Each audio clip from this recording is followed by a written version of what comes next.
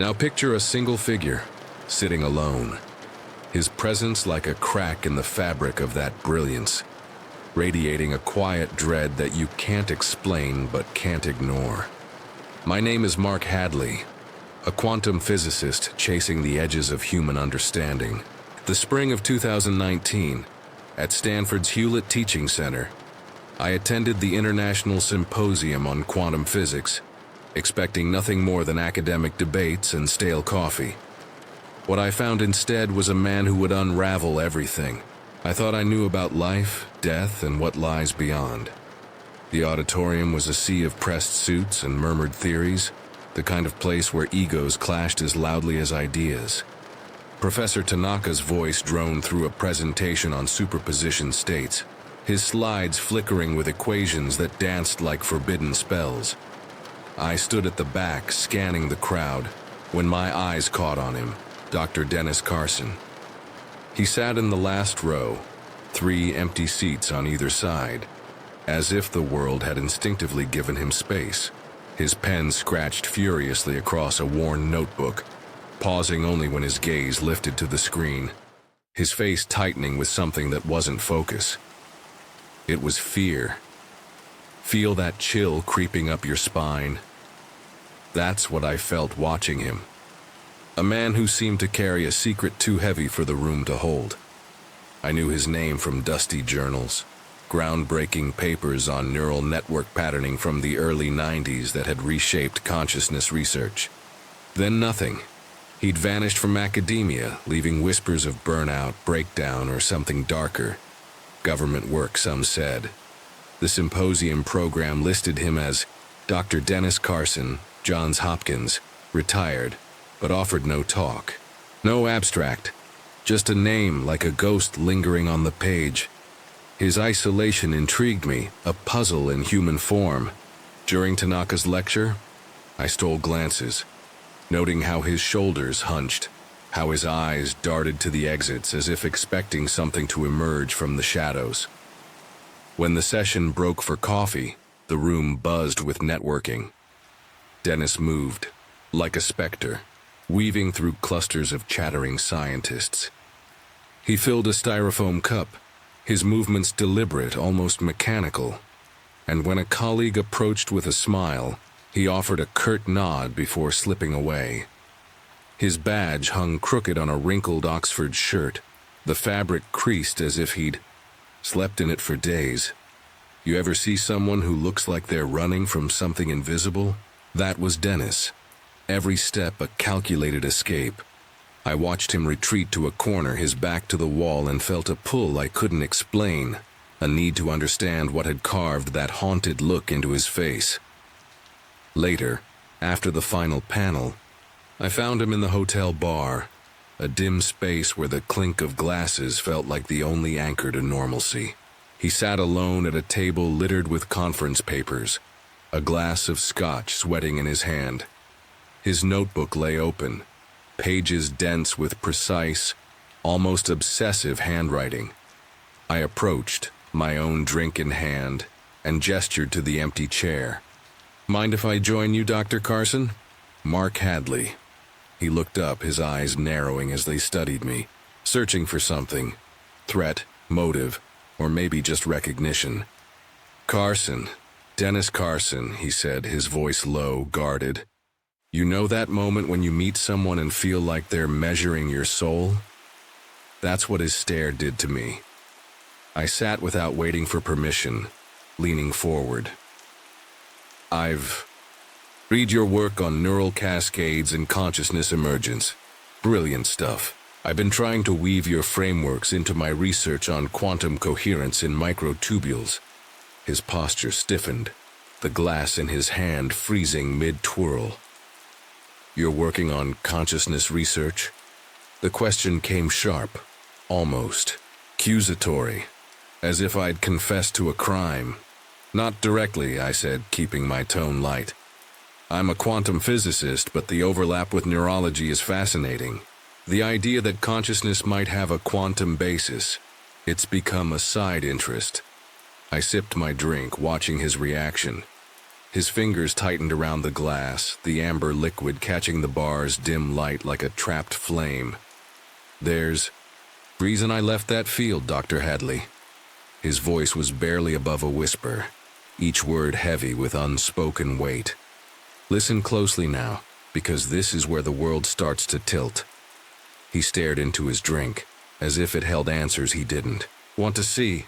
"Mark, please," I said, leaning closer. "And what reason was that? Your papers were revolutionary then. Nothing after '94. What happened?" His gaze snapped up, sharp and cutting. "Career change. Nothing dramatic." The lie was smooth, practiced, but his eyes betrayed him, flickering with something raw, something terrified. "Into what?" I pressed, sensing the crack in his armor. "Industrial applications?" He waved a hand, dismissive. "Private sector pays better than academia." Another rehearsed line, delivered with the ease of someone who'd said it too many times.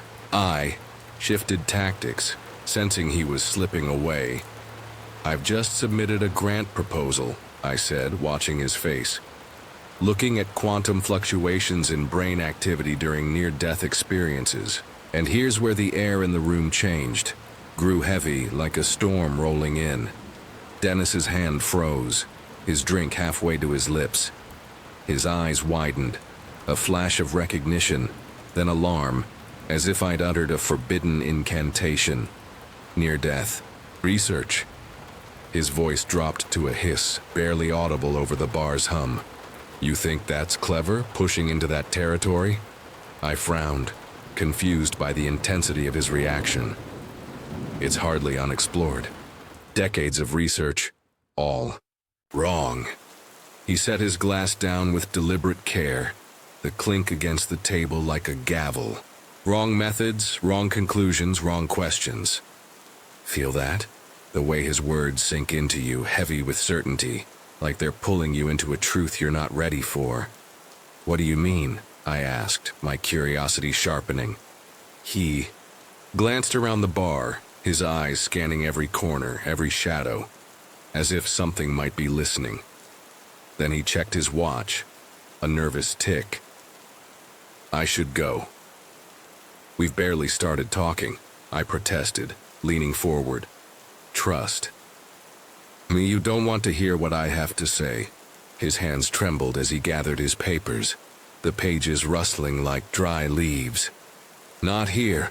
I watched, stunned, as he tossed cash onto the table and stood, his movements jerky, almost panicked.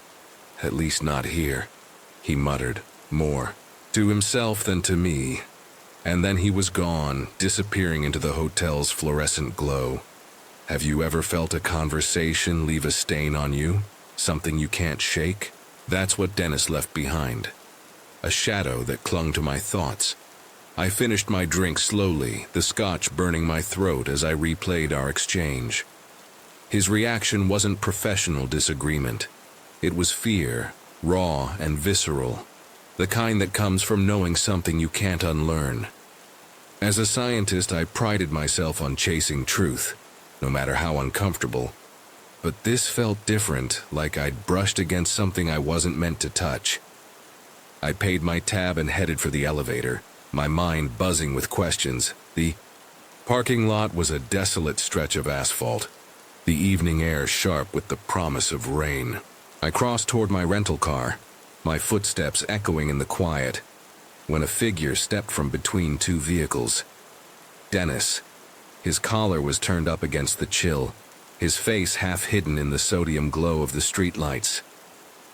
"Dr. Hadley," he said, his voice low, cautious, as if the words themselves might summon something. "Mark," I corrected, slowing my steps. No need to apologize for earlier. "There is." He glanced toward the hotel, then back to me, his eyes hollow. "Haunted. Listen, would you have time to talk privately? Tomorrow evening, perhaps." I studied him in the harsh light, the deep lines etched around his mouth, the shadows pooling beneath his eyes. He looked like a man who hadn't slept in years, not because he couldn't, but because he was afraid to. Sure, I said, my curiosity outweighing my unease. My room or yours? Yours would be better. 8 p.m. He glanced over his shoulder, a nervous habit that set my nerves on edge. Room 412. Tomorrow, then, I said, nodding. Anything I should prepare for? He hesitated, his breath visible in the cold air. Please don't mention this to anyone. Before I could respond, he turned and walked away, his shoulders hunched against more than just the wind. You feel that weight, don't you? The sense that you've just stepped into something vast, something that's been waiting for you. Back in my room, I paced, unable to shake the image of Dennis's face. The way his eyes had seemed to see something, I couldn't. I tried to focus on the symposium, on the equations and theories that had brought me here. But my thoughts kept circling back to him. What had he seen? What had he known that could reduce a brilliant mind to this trembling shell? I straightened my room, arranging papers that didn't need arranging, as if order could keep the growing unease at bay. Tomorrow, at 8 p.m., Dennis would come, and something told me that when he did, the world I knew would never be the same. Last night in the parking lot's sickly glow, Dr. Dennis Carson had asked to meet me here. Room 412, 8 p.m., no one to know. His voice, raw with urgency, had followed me back to the hotel, his silhouette hunched against the cold, his gaze scanning shadows as if they could hear. Feel that weight now, the pull of a secret you're not sure you want but can't let go. I stood by the window, curtains drawn tight, the clock's red digits glowing 7:58, each tick sharpening the dread that had taken root since I'd seen. His face twist at my mention of near-death research. The hotel room was a cage of beige walls and fluorescent light, too sterile to hold the chaos Dennis carried. I'd straightened the desk, papers stacked, pens aligned, but my hands trembled, betraying the calm I tried to project. His words from the bar, wrong questions, rang in my ears, his drink frozen mid-air, his hiss of, "You think that's clever," a warning I hadn't heeded. Now I was waiting for him, the air thick, the light dim, as if the room sensed what he'd bring. I paced, the carpet muffling my steps, my mind replaying his eyes in the parking lot, hollow and hunted, pleading for silence. What had he seen? What had he known? To reduce a brilliant mind to this trembling shell. At 8:12, a knock sliced through the silence, sharp and deliberate, like a summons from somewhere beyond. I opened the door, and Dennis stood there, paler than last night, his rumpled shirt clinging to his gaunt frame, his eyes darting past me into the room's corners, the same haunted gaze I'd seen in Stanford's auditorium. "Can I check something?" he asked, his voice low, almost lost in the hum of the air conditioner, his hand already pulling a small black device from his pocket, its red light blinking like a wary pulse. "Go ahead," I said, stepping aside, my heart thudding as I remembered his nervous glance in the parking lot, scanning for something unseen. You feel that tension, don't you? The way his presence shrinks the room, makes the air feel heavy like it's holding its breath. Dennis moved with eerie precision, sweeping the RF detector near the light fixtures, along the baseboards, behind. The generic landscape print that hung too perfectly on the wall. The device hummed faintly, its light steady but his jaw clenched, his face tight, as if he expected to find something no human could plant. "This necessary?" I asked, my voice lighter than I felt, though the chill crawling up my spine said, "Otherwise, you'd be surprised," he muttered, completing his sweep, his eyes flicking to mine then away, as if looking too long might reveal too much. He pocketed the device, sinking onto the desk chair, his hands rubbing together, dry skin rasping, a nervous tick that echoed his restless movements in the bar last night. You see someone like that, and you know they're not just scared. They're caught trapped by something they can't name. I offered a minibar drink, but he waved it away, his fingers twitching, needing something to hold, something to ground him. "I work for the government," he said, the words bursting out like a confession, his voice low but heavy, like a stone dropped into the silence that followed his career change lie in the bar. 1987 to 1994, a classified program. Listen closely now, because this is where the truth starts to cut sharp and cold, like a blade you didn't see. I sat on the bed leaning forward, my pulse quickening as I recalled his smooth deflection last night. Private sector pays better. Now. Exposed as a shield for something darker. What program? I asked, keeping my tone steady, though every nerve was tuned to his answer. The same way I'd pressed him in the bar about his vanished career. He stared at his hands, knuckles whitening as he gripped them, the gesture mirroring his frozen drink last night, his fear palpable then as now. "They recruited us under false pretenses," he said, his voice cracking, raw with a pain I hadn't heard in the bar. "Said we'd advance medical science, save lives." His laugh was hollow, a sound that seemed to echo from a broken place, reminding me of his abrupt exit last night, cash tossed on the table like an offering to escape. We did at first, but the project's true purpose, it turned into something else. "What did you find?" I pressed, my voice steady despite the chill settling into my bones. The same chill I'd felt when he'd hissed, "Wrong questions," his eyes sharp with dread. The room grew colder, the shadows in the corners deeper, as if his words summoned something I couldn't see. Dennis looked up, his eyes clear, piercing through me with a certainty that stole my breath. The same intensity I'd glimpsed in the parking lot when he'd pleaded for silence. "We found something about death, Mark. Something no one should know. You feel it, don't you? That moment when the world cracks open, showing you a truth so vast it threatens to swallow you whole." "After death?" I asked, my voice a whisper, afraid to break the tension. The memory of his bar reaction, his drink frozen, his hiss of, "You think that's clever?" tying this moment to that one, a thread of fear stretching between them. Exactly that. He leaned forward, hands gripping the chair's arms, knuckles white, his posture echoing his lean toward me in the bar, eyes burning with a secret he couldn't hold.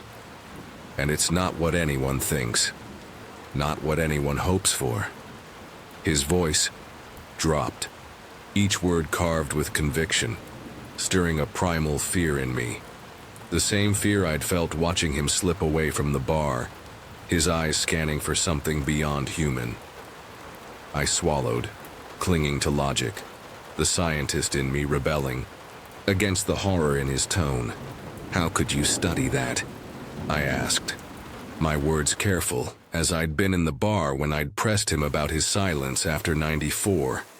His lips twitched, a ghost of a smile that didn't reach his eyes, mirroring his tense nod in the parking lot. "You wouldn't believe." "Me? Not yet." He glanced at the window, curtains sealed, his eyes scanning the darkness beyond, a nervous tick like his watch check in the bar. "But your research, that near-death proposal you mentioned, it's too close, Mark. It's drawing attention. The wrong kind." "From who?" I asked, sharper now, frustration mixing with fear, echoing my push in the bar for concrete answers. His private sector lie felt hollow now, exposed by the trembling man before me. "Yes." His gaze drifted, back then away, unable to hold mine, his eyes mirroring his scan of the bar's corners, and others. The word hung, menacing, a shadow of something unseen, tying this moment to his warning in the parking lot to keep silent. "You hear that word, don't you? Others, alive, watching, a whisper of something beyond reason. "You're not making sense," I said, crossing my arms, grounding myself as I'd leaned forward in the bar, demanding more than vague fears. "Give me something real, Dennis." He stood abruptly, the chair scraping the carpet, jarring in the quiet, echoing his sudden exit from the bar. I shouldn't have come, not yet. His hands trembled, fumbling with his coat, frantic like his cash toss last night. "If you want to understand consciousness at death, contact me. But no, once you start, there's no turning back." He pulled a business card from his pocket, edges worn, as if carried for years, a physical echo of his urgent plea in the parking lot. He handed it to me, his fingers brushing mine, cold as ice, sending a shiver through me, tying this moment to his warning to keep silent. The card held only a phone number, scrawled in blue ink. No name, no title. A stark symbol of the choice, he offered, a key to the wrong questions he'd feared. "Secure line," he said, urgent, pleading like his voice in the parking lot. "Public phone only. Not your cell, not your office." I stared at the card, its simplicity chilling. A tangible link to the fear in his eyes last night. "Why the precautions?" I asked, my voice steadier than I felt. His hand gripped the doorknob, knuckles white, his posture echoing his hunched form in the parking lot, against something worse than cold. "Watch for patterns, Mark. Electronic malfunctions. Dreams of darkness." His voice dropped, heavy with dread, tying this to his fear in the bar, his dread in the parking lot. "If they start, call me immediately." He stepped into the hallway, the fluorescent light swallowing him, his silhouette fading like a ghost. I closed the door, fingers lingering on the lock, the card heavy in my hand, a weight tying me to his warning in the parking lot. The room felt wrong, air thick, shadows sharp, as if his words had left a stain. I sat, staring at the number, blue ink stark on white, a choice I hadn't made but couldn't escape. "You're holding it now, aren't you? That moment when you know something's seen you, and it's too late to look away." Sleep eluded me, the ceiling a canvas for fears that grew sharper with each tick of the clock, echoing the unease from the parking lot. The air conditioner's hum felt patterned, almost a voice just beyond comprehension. I thought of Dennis's RF detector, scanning for something no device could find, his warning of dreams I hadn't had but feared I would.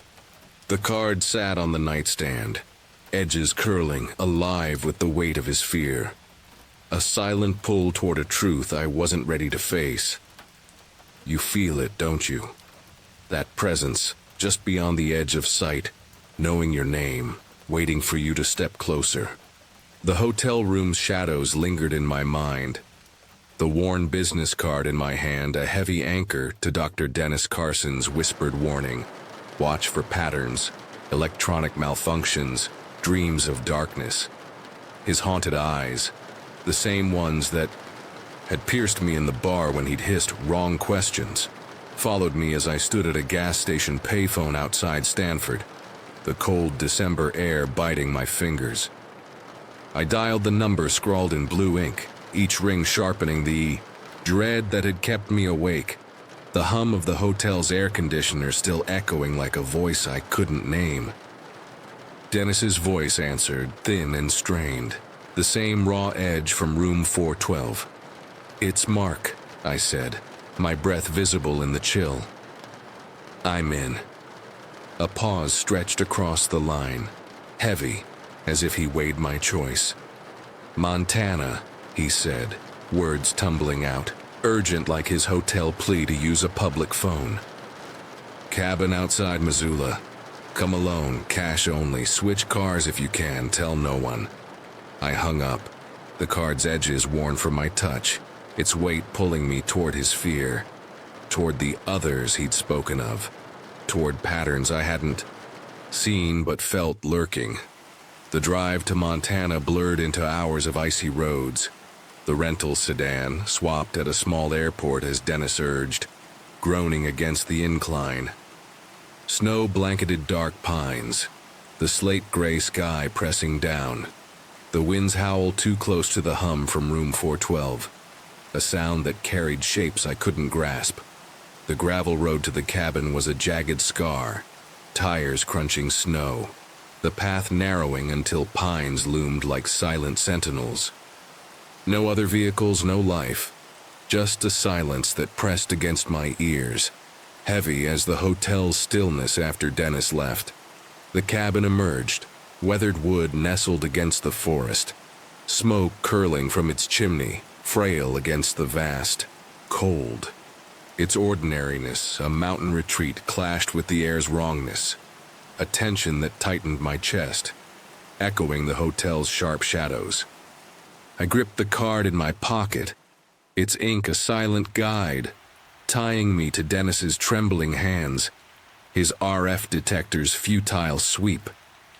Before I could step out, the cabin door opened.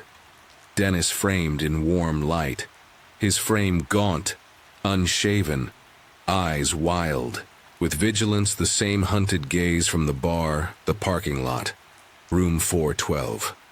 "Get inside," he called, voice sharp, scanning the tree line, as if something waited in the snow. I grabbed my duffel, cold stinging my hands, and trudged through, ankle-deep snow to the porch. "Anyone follow you?" he asked, breath clouding, eyes fixed beyond me, mirroring his hotel scan for unseen listeners. "No," I said, fingers tight around the card, its weight a tether to his warning. "Cash, switched cars, no calls, like you said." His nod was curt, head-jerking, and he ushered me inside, securing the door with 3 deadbolts and a metal bar. Its slide a dull echo of his hotel's locked door. "Precautions," he said. No apology, only necessity, like his RF detector's hum in room 412. The cabin's interior halted me, a chaotic mosaic of newspaper clippings, diagrams, emails plastered across walls, red string weaving connections I couldn't trace. Symbols, crosses, mandalas, stars, sigils I didn't know, sprawled in bleeding ink, drawn in haste or fear. The air held stale coffee, wood smoke, a metallic tang, like panic etched into the wood. Cameras blinked in corners, monitors on a desk, flickering with snowy forest feeds, a larger echo of Dennis's hotel vigilance. A metal box hummed, cables snaking, a signal jammer, cutting the cabin from the world, like his RF detector's futile shield. Dennis caught my stare, lips twitching in a thin smile, faint as his hotel's failed attempt. "Looks mad, I know. By any normal measure, it is." He moved to a wood stove, kettle steaming, pouring coffee with trembling hands, the same tremble from handing me the card. Whiskey splashed into each mug from a cabinet. "For the cold," he said, offering one, fingers brushing mine. Cold, as in room 412. I took it, warmth fading against the cabin's chill, deeper than Montana's winter, like the shadow from the tell.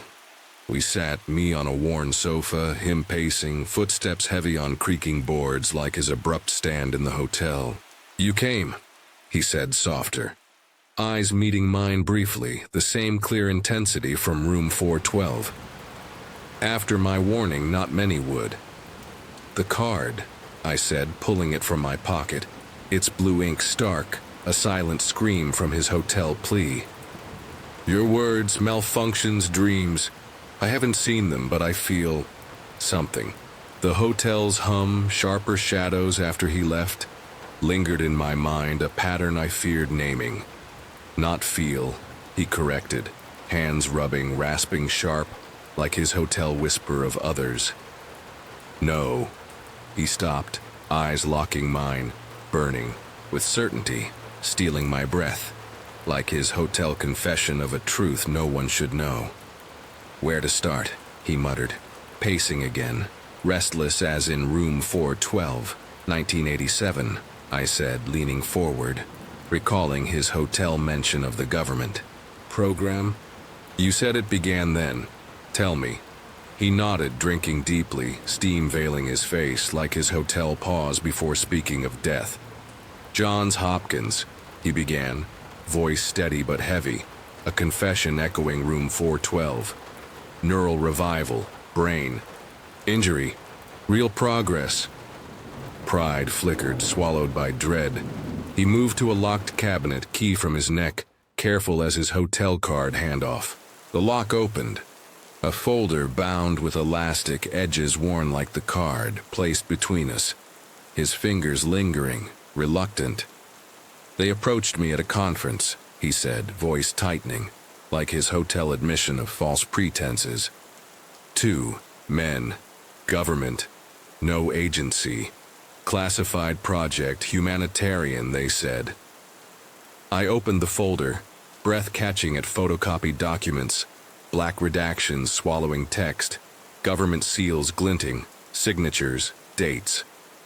Project threshold, half visible, burned into me, heavy as the card's number. That's what they called it, Dennis said, the same edge as his hotel confession. 30 researchers, neuroscience, physics, biology, philosophy. Nevada, 40 miles from Area 51. I examined a laminated badge, his younger face, holograms, glinting. A photo of a desert compound buried in a hillside, concrete stark. Officially, we extended survival after clinical death. Heart attacks, drownings, he said. Clinical, like his hotel precision. Public story. The monitors flickered, snow swirling, a faint hum rising, too close to the hotel's air conditioner. My pulse quickening. The real purpose? I asked, voice low. The hotel's not what anyone hopes for, pressing against me. He stared into his mug, liquid catching dim light, like his bar scotch. What consciousness experiences during death? My hands tightened, heat fading, horror sinking in, echoing room 412's weight. How? I asked, logic fraying as in the hotel. Carefully, he said, laugh hollow like his hotel smile. Drugs, hypothermia, electromagnetic stimulation, induced death, reversed reliably. His eyes darted, monitors, windows, shadows mirroring his hotel scan for others. The hum grew, faint, almost a voice, my skin prickling. You killed people? I asked, horror breaking, like my hotel shock at his deception. His gaze snapped, defensive, like his hotel retort. You wouldn't believe me. We justified it. Terminal patients, volunteers thought they were treated. He paced, heavy like his hotel stand. Science, we said. Their sacrifices for humanity. Documents revealed redactions, medical records, consent forms, protocols. Science twisted, horrifying, meticulous like Dennis's bar notes. How did you document experiences? I asked, clinging to reason, as in room 412. He paused at the window, blinds tight, silhouette stark, like his hotel curtain glance. Breakthrough, he said, reverent, like his hotel certainty. Genetic markers, KOMT, COM genes, retained. Memories from death, 17%. Curiosity stirred. Genes tied to memory, plausible in the madness, a thread from his hotel science. You recruited them? I asked, card heavy in my pocket, tying me to his warning. Later, he said, locking the folder, key vanishing like his hotel card's care. Screened first, then targeted. A branch scraped the cabin, sharp, Dennis freezing, head tilting, eyes wide, like his hotel pause at others. The hum swelled, not wind, a pattern I couldn't name, my heart pounding. Dennis, I said, cutting tension, echoing my hotel plea. He raised a hand, silence demanded, body rigid, listening. Wind howled, branch scraping. The hum a voice beyond comprehension, like room 412's air conditioner. His shoulders eased, eyes wary. Wind, he muttered to himself or me, uncertain. The cabin darkened, lamps casting shadows across papered walls, symbols glowing like the hotel's sharp shadows. He checked windows, ceiling blinds, ritualistic like his hotel scan.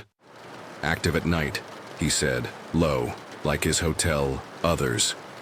Who? I asked, card crushing, fearing the answer from room 412. He turned, face serious, firelight in his eyes, hotel certainty burning. What? Entities. From the other side. My breath caught. The hotel's others given form, a chill deeper. Then Montana's cold. Rest, I said, trembling, as in room 412, hands shaking. He checked his watch, hotel tick, nodding. You're right. Traveled far. This takes time. Hair raked almost human, like his hotel smile's failure. Bedroom there. Bathroom, fresh sheets. You? I asked. Duffel heavy, card anchoring me. Don't sleep, he said, smile hollow, eyes distant, like his hotel sleeplessness. Couch, monitors. I nodded, bedroom air cold near monitors, blue glow, eerie patterns like hotel shadows. Morning, I said at the door, card in hand.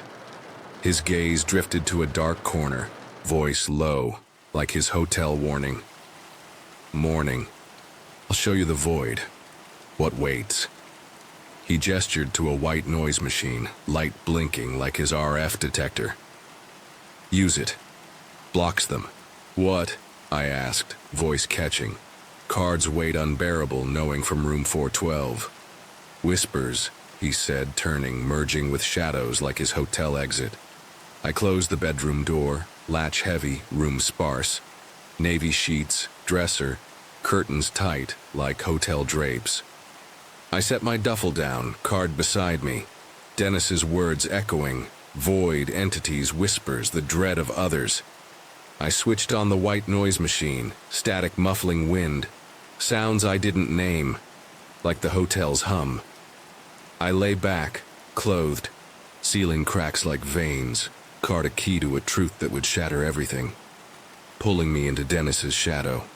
The white noise machine static hummed in the cabin's spare bedroom, a frail barrier against the whispers Dennis Carson had warned me about, its blinking light casting faint shadows across the navy sheets. I lay awake, the business cards, blue ink number heavy in my pocket, tying me to his trembling hands in room 412, his voice hissing, electronic malfunctions, dreams of darkness. His promise from last night to show me the void, what waits, burned in my mind, his haunted eyes, the same ones that had frozen me in the bar with wrong questions, staring from memory. The cabin's ceiling cracks loomed like veins, the darkness beyond the curtains thick, echoing the hotel's sharp shadows, the monitor's blue glow outside my door a reminder of Dennis's vigilance. Sleep came fitfully, fractured by the hum, not wind, a pattern I couldn't name, pulling me toward morning. I woke to the smell of bitter coffee, the cabin's chill seeping through my clothes, the card still in my pocket, a silent anchor to Dennis's fear. The bedroom's heavy curtains let in a sliver of gray light, snow pressing against the window, the forest beyond a wall of black pines, like the tree line Dennis had scanned last night. I stepped into the main room, the air thick with wood smoke and paper dust, walls plastered with clippings, sigils, red string, their chaotic web unchanged from last night's madness or truth. Dennis sat at the kitchen table, surrounded by file folders stacked with eerie precision, his face haggard, eyes bloodshot yet steady, the same burning intensity from room 412 when he'd spoken of entities. Monitors flickered behind him, snowy feeds shifting, a faint hum rising, too close to the hotel's air conditioner, my pulse quickening. "You're up," he said, voice hoarse, pushing a mug of coffee toward me. No whiskey this time, his hands trembling less, as if purpose steadied them. I sat, the card's weight grounding me, the mug's heat fading against the cabin's cold, deeper than Montana's winter, like the shadow from room 412. "I've organized everything," he said, gesturing to the folders, labels scrawled, in meticulous ink, echoing his bar note's feverish precision. Evidence I smuggled out before they shut us down. I nodded, fingers brushing the card, recalling his hotel warning of attention from others, his plea to watch for patterns. "You said you'd show me the void," I said, voice low, the word heavy, tying last night's whispers to his bar dread. "What did you find?" Dennis leaned back, eyes fixed on a dark corner, the same distant gaze from room 412 when he'd whispered of death's truth. "We started with 37 test subjects," he began, voice steady but heavy, like his hotel confession of false pretenses. "Terminal patients, pancreatic cancer, late-stage ALS, glioblastoma. Months to live at most." He pushed a thick folder toward me, its weight thudding against the table like the hotel's business card's silent pull. I opened it, breath catching at photographs of ordinary faces. Men, women, ages 26 to 82. Clinical profiles clipped to each. Consent forms bearing government seals, their signatures stark against redactions. "They thought they were getting experimental treatment," I said, recalling his hotel admission, my voice tight with horror, the card's ink a silent echo of their trust. Dennis nodded, eyes drifting to the monitors, a flicker of static crossing one screen, the hum swelling faintly. "We told them it was a chance to advance science, maybe extend their lives." His voice cracked, raw, like his hotel laugh at humanitarian lies. "The truth was we killed them, systematically." He reached for another folder, thinner, its edges frayed, like the card's worn corners. "Protocols evolved. Early tests induced death for 15 seconds, revived them. By the end, 7 minutes." I flipped through pages, diagrams of drug cocktails, hypothermia techniques, electromagnetic suppression, EEG readouts showing flatlines, then faint spikes of revival. The science was precise, horrifying, a twisted mirror of Dennis's bar notes, the hotel's redacted documents. "Flatlining," Dennis said, voice clinical like room 4112's precision. "No brain activity. Revival used electrical stimulation, compounds forcing cellular regeneration. Worked in 60% of cases."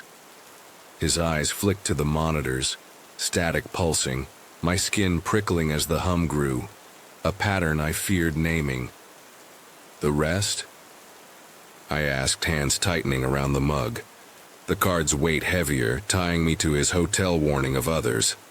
"Died," he said, flat, rubbing his face, the gesture echoing his hotel tick. "Permanently." He pulled another folder, marked with a red stripe, its weight heavier, like the hotel's truth about death. "These are debriefings, subjects who recalled their experiences." I opened it, pages redacted, black ink swallowing paragraphs, but fragments remained. Typed words stark against the void, chilling me deeper than the cabin's cold. "They described the same thing?" I asked, voice low, recalling last night's void. The hotel's not what anyone hopes for. Dennis nodded, slow, eyes fixed beyond me, like his bar stare at unseen threats. With terrifying consistency, a conscious void, absolute isolation. No light, no sound, no sensation. Just awareness trapped in timeless darkness. His voice took a distant quality like room 412's conviction. The monitor's hum swelling. Static bands flickering, my heart pounding. Einstein spoke of time's relativity. Our subjects lived its perversion. Seconds of death felt like eternities of solitary consciousness. I read, coffee cooling, pages trembling in my hands, the clinical language failing to mask the horror. Subject 17's transcript stood out, a former minister, words typed verbatim. Not darkness, but absence. No body, no time. Just my thoughts, torturous, endless. Years, decades, trapped. His anguish leapt from the page, tying to Dennis's bar dread, the hotel's wrong questions. He tried to kill himself after revival, Dennis said, tapping the file, voice flat, like Room 412's confession. Smashed his head against restraints, fractured his skull. I turned pages, Subject 23's file noting catatonia post-revival. Eyes open but empty, like Dennis's corner stare last night. Subject 29's transcript begged for permanent death, her words chilling. Oblivion's better than that emptiness, that endless awareness. My stomach twisted, the card's weight crushing, the monitor's static pulsing, the hum of voice I couldn't name, echoing the hotel's air conditioner. All of them? I asked, voice trembling, the cabin's sigils glowing faintly, like last night's warning of whispers. Everyone, Dennis said, stacking folders, hands steady now, as if horror grounded him, like his hotel certainty. We began with excitement. Thought we'd prove consciousness beyond death, find heaven, cosmic continuation. His laugh was bitter, broken, like Room 412's hollow sound. We found worse than nothingness. He stood, pacing, footsteps, heavy, like his hotel stand. The monitor's hum swelling, static bands dancing, my skin crawling. Could it be neural misfires? I asked, clinging to science. As in Room 412, the card's ink a silent plea for reason. Hallucinations from oxygen deprivation. We tried that, Dennis snapped, stopping, eyes burning like his bar hiss at Clever. Comfortable lies, but the consistency, different backgrounds, beliefs, expectations, impossible to dismiss. The void waited for all, for us. He moved to a box, pulling more files, his movements frantic like his hotel coat fumble. The government increased funding, wanted more data, more subjects, expanded parameters, religion, culture, death method. Did it vary? I asked, hands trembling, the card's weight tying me to his hotel warning of attention. No, he said, eyes haunted, like last night's firelight stare. The void takes everyone, no matter their faith. That broke us, Mark. It's universal truth. He collapsed into a chair, face ashen, the monitor's static pulsing. The hum, a low chant, my heart racing. The team unraveled. Dr. Landon had panic attacks, felt the void waiting in his sleep. Dr. Wilson obsessed over ancient texts, searching for contradictions. 2 killed themselves. Dr. Mitchell drove off a cliff, note saying she couldn't wait. Dr. Thorne burned his notes, shot himself. I stared at the folders, science warring with horror. The card's ink a silent scream. The sigils glowing, monitors flickering, the hum alive, like the hotel's patterns. Dr. Kendrick? I asked, recalling last night's documents. Voice shaking. Institutionalized, Dennis said, voice crumbling like Room 412's confession. Sabotaged equipment. Couldn't send more to that emptiness. He leaned forward, eyes searching mine, the same desperate intensity from the hotel. We pierced the veil, Mark, thinking we'd expand knowledge. Instead, we destroyed hope. Death's peace. Gone. The monitor's static surged, a band of white noise crossing one screen. The hum of voice, not wind. My skin prickling. The card's weight unbearable. You left because of this? I asked, voice low, tying to his hotel career change. Lie, the bar's abrupt exit. Yes, he said, hands trembling, stacking folders like his hotel papers' frantic gather. This knowledge changes everything. How we live, how we die. The government classified it not just for control, but to hide what it'd do to humanity.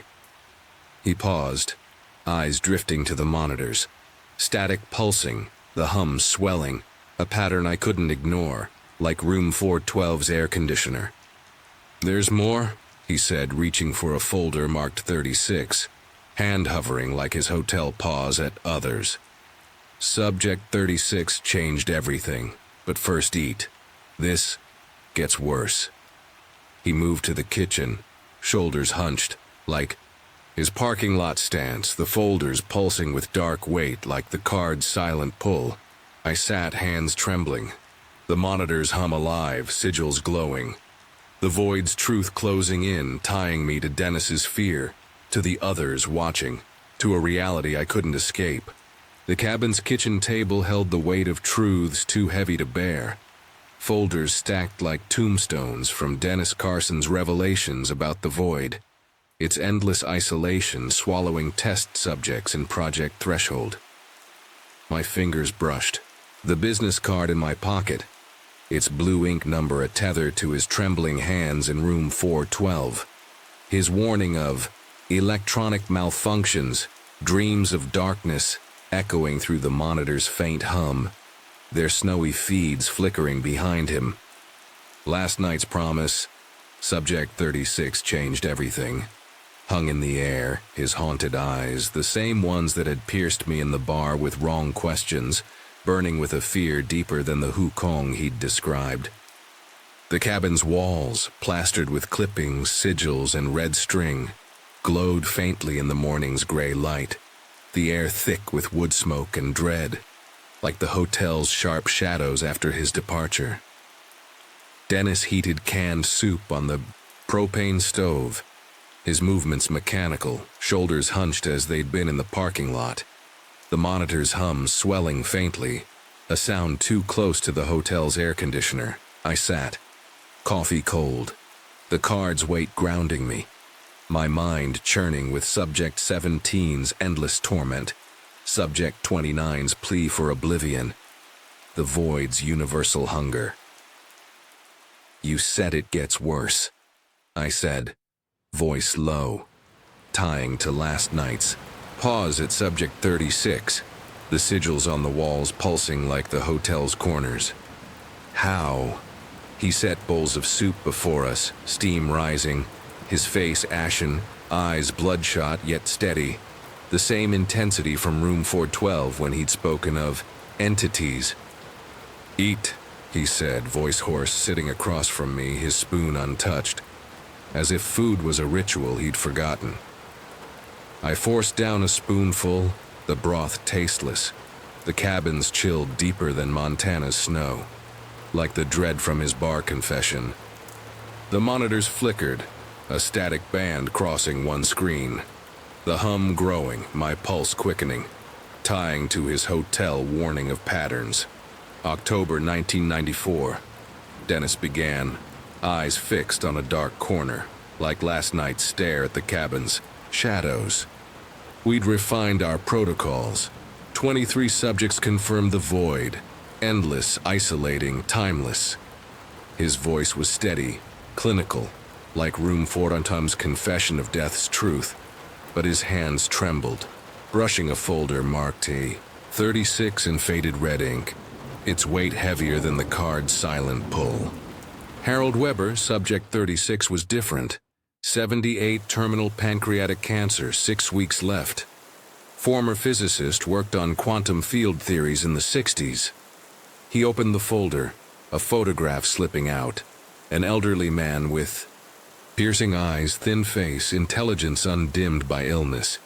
Unlike the ordinary faces from last night's files. I picked up the photo, Weber's gaze cutting through me. The card in my pocket a silent echo of his resolve. "Different how?" I asked, recalling Dennis's hotel hint of a truth no one should know. The bar's wrong questions dread. Most volunteers were desperate, chasing miracles, Dennis said, voice cracking like his hotel laugh at humanitarian lies. Weber knew better. Came for science, wanted to face death empirically. understood our work. He pulled medical charts, procedure notes, their edges frayed like the card's worn corners. He requested an extended death period, 9 minutes. Previous subjects lasted 2 to 7. We prepared for brain damage. I flipped through the charts. EEG flatline stretching 9 minutes. Revival spikes faint. The science staggering, like last night's protocols. The monitor's hum swelling. Static pulsing. My skin prickling. "You allowed it?" I asked, voice tight. The card's weight tying to his hotel warning of attention. Data was too tempting, Dennis said, eyes drifting to the monitors, a flicker of white noise crossing another screen, the hum a low chant, like the cabin's wind last night. Dr. Zhao authorized it. He extracted a transcript labeled Debriefing Session 1, Subject 36, his hands steady now, as if horror anchored him, like Room 412's certainty. Procedure was perfect. 9 minutes, no brain activity. Then we brought him back. I reached for the transcript, but Dennis held it, eyes locking mine, burning, like his bar hiss at Clever. "Understand first," he said, voice low, tying to last night's gets worse. Weber wasn't alone in the void. My breath caught. The cabin's sigils glowing faintly, the monitor's static surging, the hum alive, echoing the hotel's patterns. Every subject described isolation, he continued, voice distant like Room 412's conviction. Weber met something else, ancient, vast, aware. I leaned forward, hands trembling, the card crushing, the monitor's hum of voice. I couldn't name, tying to last night's entities. "What was it?" I asked, voice shaking, the hotel's others given form. Dennis relinquished the transcript, his eyes unfocused like his corner stare in Room 412. I read, heart racing, Weber's words typed stark. Not empty. Something exists, always has. Not human, not alive. Vast, ancient, before our universe, after its end. His voice leaped from the page, chilling. Unlike Subject 17's torment, tying to Dennis's bar dread, the cabin's sigils pulsing. A consciousness of anti-existence, Weber wrote, aware, intelligent, hating all life. The monitors flickered, a static band twisting into shapes. The hum a low growl, my skin crawling, the card's weight unbearable. "It communicated?" I asked, voice low, recalling the hotel's warning of attention, last night's whispers. "Yes," Dennis said, voice cracking, like his hotel confession's raw edge. "Not words, pure concept, direct. It saw Weber, saw us, our probing into death." He stood, pacing, footsteps heavy like his hotel stand. The monitor's static pulsing, sigils glowing. The cabin's air thicker like Room 412's shadows. It's imprisoned there, in that between existence, until the universe collapses. Then it's free to consume. I turned pages, Weber's words growing frantic. It found a doorway through me, promises to hunt every soul, drag them to suffering eternal, beyond comprehension. My hands shook, the card's ink a silent scream. The monitors hum a chant, static forming fleeting patterns. Lines, curves, not random, my heart pounding. "Hallucination?" I asked, clinging to science, as in Room 412. The bars wrong. Questions echoing. Weber's transcript answered, stark. "I know hallucination from reality. This was real, watching us now." Dennis leaned forward, eyes burning, like last night's firelight stare. "He killed himself that night," he said, voice flat like Room 412's confession. "Broke a light bulb, slashed his artery. But before, he covered 3 whiteboards with equations, symbols we couldn't grasp." He pulled a folder of photographs, whiteboards dense with math, cosmic entropy, quantum fields, strange sigils, matching the cabin's walls. My breath catching, the monitor's static surging. The hum of voice, not wind. They shut it down, Dennis said, hands trembling, stacking folders, like his hotel papers' frantic gather. Terminated project threshold, destroyed materials, scattered us, imposed silence. 3 men took Weber's body before authorities knew, told his family cancer took him. The monitors flickered, a screen going black, then reviving, static, twisting, the hum alive, tying to his hotel warning of patterns. Dr. Zhao tried decoding Weber's equations. He continued, voice low, like room 419's others. Said they showed consciousness as a quantum field, persisting after death, meeting this anti-existence. I stared at the equations. My physics training recognizing fragments, dimensional boundaries, entropy, but warped, alien like the cabin's sigils, the cards weight-crushing, the monitor's static-forming shapes, fleeting, deliberate. They were silenced? I asked, voice trembling, tying to his hotel career change lie, the bar's abrupt exit. Not by the government, Dennis said, eyes haunted, like last night's stare. By themselves. He pulled a notebook, dates and names scrawled, like his bar notes' precision. I tracked them. 27 researchers, 17 dead, 14 suicides, 3 accidents. The rest, like me, wait. The monitor's hum swelled, static pulsing. A shadow on the wall shifting, not with light, my skin prickling. The card's ink a silent plea. Why me? I asked, hands shaking. The cabin's air heavy, like room 412's shadows. The hotel's. Warning of attention. Your research, Dennis said, eyes searching mine, desperate like his hotel plea. You're on the same path, opening the same door. Someone must survive, understand what's coming. He gathered folders, hands trembling, like his hotel coat fumble, the monitor's static twisting, the hum a low chant, sigils glowing, the void's truth closing in. The worst part, he whispered, voice breaking like room 412's dread. We invited it in. The monitors flickered, a screen flashing white, then black, the hum of voice, not wind, shadows shifting, deliberate, my heart racing, the cards.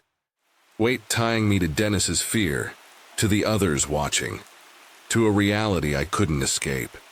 The cabin's air grew heavier, the monitors hum a low chant, their flickering static twisting into shapes that weren't random, echoing the sigils glowing faintly on the walls plastered with clippings and red string. Dennis Carson's trembling. Hands lingered on the folder marked 36, his haunted eyes.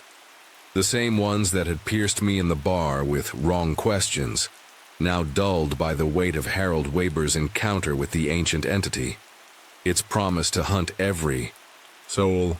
My fingers gripped the business card in my pocket, its blue ink number a tether to his warning in room 412.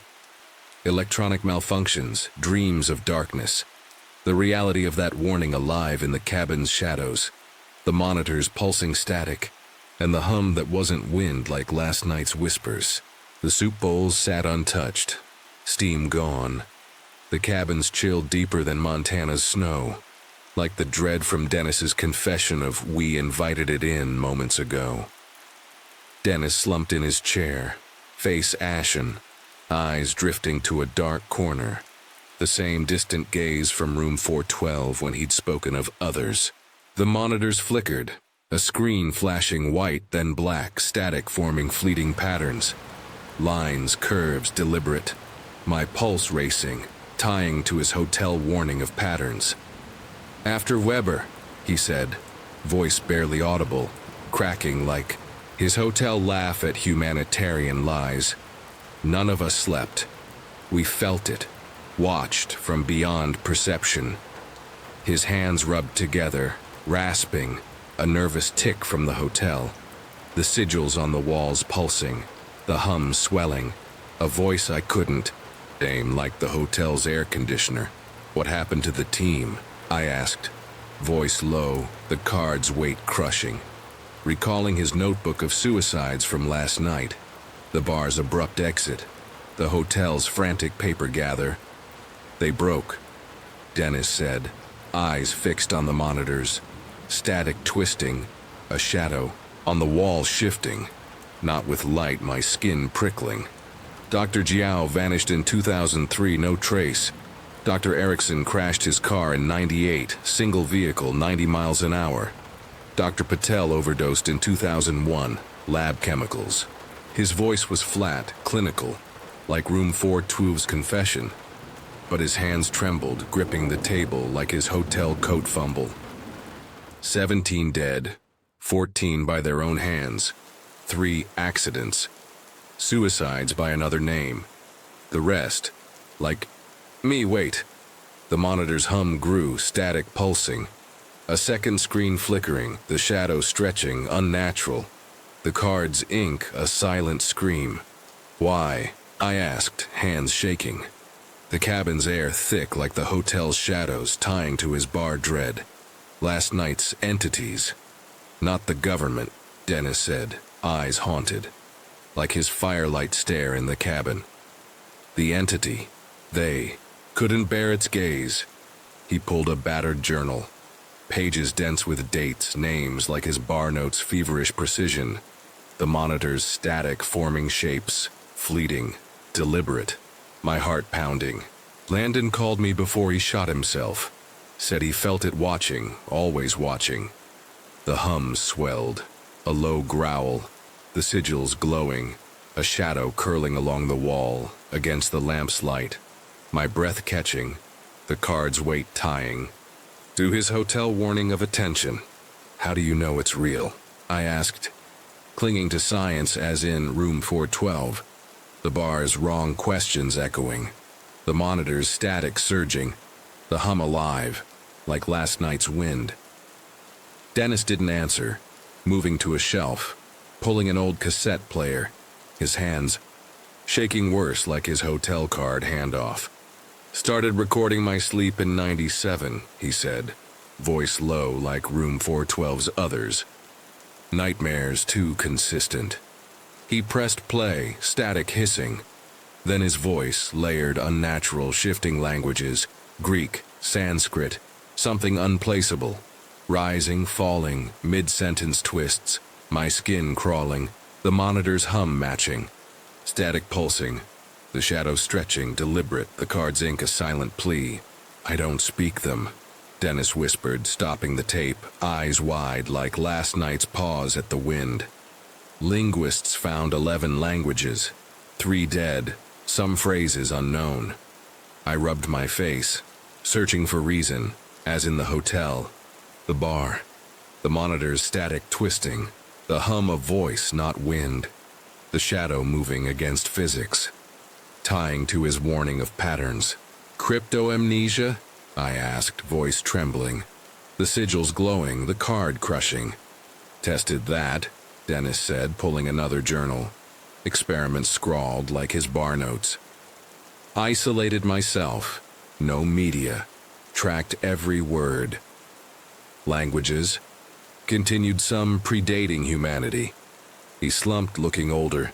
The monitor's static surging, a screen flashing black, the hum a chant. The shadow curling, my heart racing. The card's weight unbearable like Room 412's shadows. There's more, he said, voice breaking, moving to a locked box under his couch. Key from his neck, like last night's cabinet.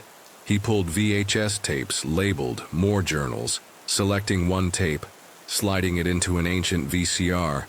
The screen flickering, the hum swelling, static pulsing, sigils glowing. 2003 Seattle, he said, voice flat, like his hotel confession. Motion activated. Cameras. Grainy footage showed an empty living room, timestamp 3:17 a.m. Nothing for seconds. Then a shadow on the wall moved, elongating, contracting against light. Unnatural electronic interference banding the screen. My breath catching, the card's ink a silent scream.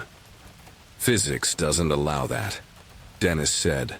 pointing, voice, hollow, like last night's entities. The monitor's static twisting, the hum of voice, the shadow in the cabin shifting. Deliberate, tying to his hotel warning. The footage dissolved into static, then cleared, room empty.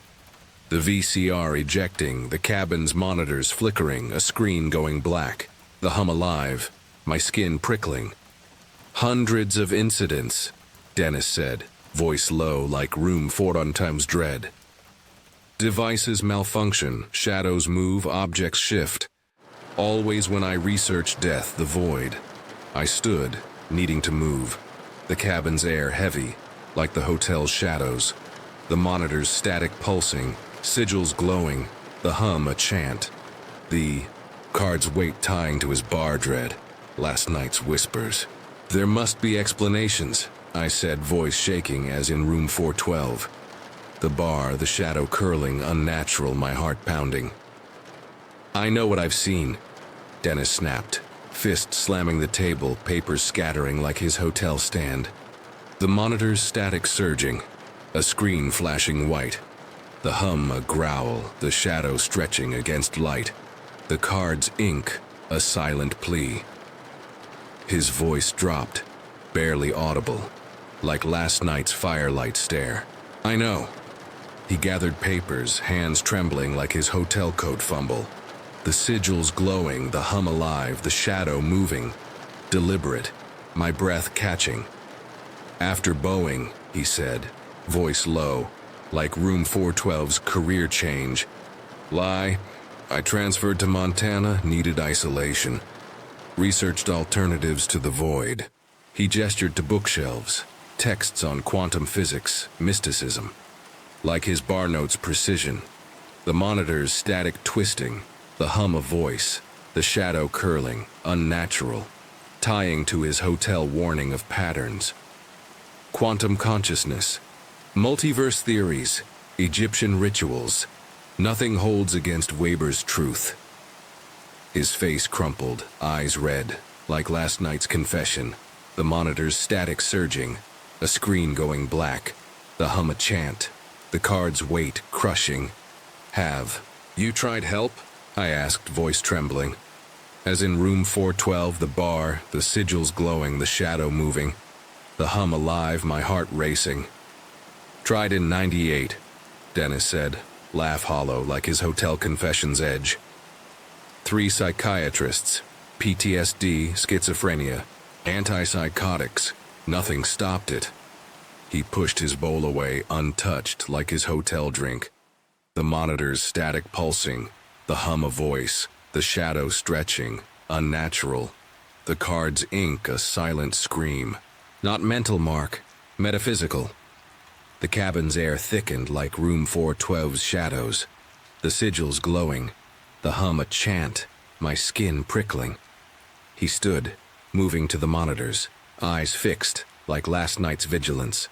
The static twisting, a screen flashing white, the shadow curling, deliberate, tying to his hotel warning. Mark, he said, voice tight, fingers shaking at a screen. Snowy feed darkening, shapes moving. Not trees, not wind, my breath catching, the card's weight unbearable. It's found me. His eyes darted, breathing shallow, like his hotel. Pause at others. The monitor's hum swelling, static pulsing, the shadow stretching, unnatural, my heart pounding. It's the storm, I said, voice shaking, as in room 412, the bar, stepping to the monitors, seeing only snow, but the hum was alive. The shadow moving, the sigils glowing, the card's ink a silent plea. Dennis wasn't listening, eyes wide, breathing rapid like last night's wind pause. The monitor's static surging, a screen going black, the hum of voice, not wind, my skin prickling. Found me, he whispered, voice breaking. Like room 412's dread, the monitor's static twisting, the shadow curling, deliberate, tying to his bar confession, last night's entities. I touched his shoulder, tension rigid like his hotel flinch. The hum a chant, the sigils glowing, my heart racing. You need rest, I said, voice trembling as in room 412. The bar, the monitor's static pulsing, the shadow moving, unnatural, the card's weight crushing. Rest while it watches? His laugh was brittle, like his hotel confession's edge. The monitor's static surging, a screen flashing white. The hum a growl, the shadow stretching against light, my breath catching. No sleep, not anymore. He jerked away, moving, to the kitchen, hands trembling, pouring coffee like his hotel card handoff. The monitor's static twisting, the sigils glowing, the hum alive, my skin prickling. I sat, hands shaking, the card's ink a silent scream, the monitor's hum a voice, the shadow moving, deliberate, tying to his warning of patterns. The bar's dread, last night's whispers. Dennis's composure crumbled, his brilliant mind shattered by knowledge like Weber's equations. The sigils on the walls, the monitor's static pulsing, the hum a chant, my heart pounding. Lie down, I said, voice low, as in room 412. The bar, the shadow curling, unnatural. The card's weight unbearable. I'll watch the monitors. He shook his head, fierce like his hotel stand. The monitor's static surging, a screen going black, the hum a growl, the shadow stretching, deliberate, the sigils glowing, my breath catching. You don't understand, he whispered, voice breaking like last night's firelight stare. The monitor's static twisting, the hum of voice, the card's ink a silent plea. It comes at night when the barrier's thinnest. He moved to the window, blinds tight, like room 412's curtains. The monitor's static pulsing, the shadow moving, unnatural, my heart racing. I leafed through Weber's equations, searching for reason as in room 412. The bar, the monitor's hum swelling, static forming shapes deliberate, the sigils glowing, the shadow curling, tying to his warning of patterns, last night's entities. The math was elegant, alien like the cabin's sigils, my physics training failing against their truth. The card's weight crushing, the monitor's static surging, the hum a chant, my skin prickling. Darkness fell, the cabin smaller, shadows deeper, like room 412's air. Dennis pacing, muttering equations like his bar notes, the monitor's static pulsing, the hum of voice, my heart pounding. Night was a waking nightmare. Dennis's eyes fixed on the monitors, muttering like last night's vigilance, the static twisting, a screen flashing white, the shadow stretching, deliberate, the sigils glowing, the card's ink a silent scream. You need sleep, I said, voice trembling, as in room 412, the bar, my eyes burning. The monitor's hum swelling, static pulsing, the shadow moving, unnatural, my breath catching. Can't, he said, not looking like his hotel pause. At others, the monitor's static surging, a screen going black, the hum a growl, the shadow curling, deliberate, the sigils glowing, my heart racing. It's strongest at the threshold of sleep, reaching through. I dozed on the couch, jerking awake at Dennis's movements, the monitor's static twisting, the hum a voice, the shadow stretching, unnatural, the card's weight tying to his warning, the bar's dread, last night's whispers.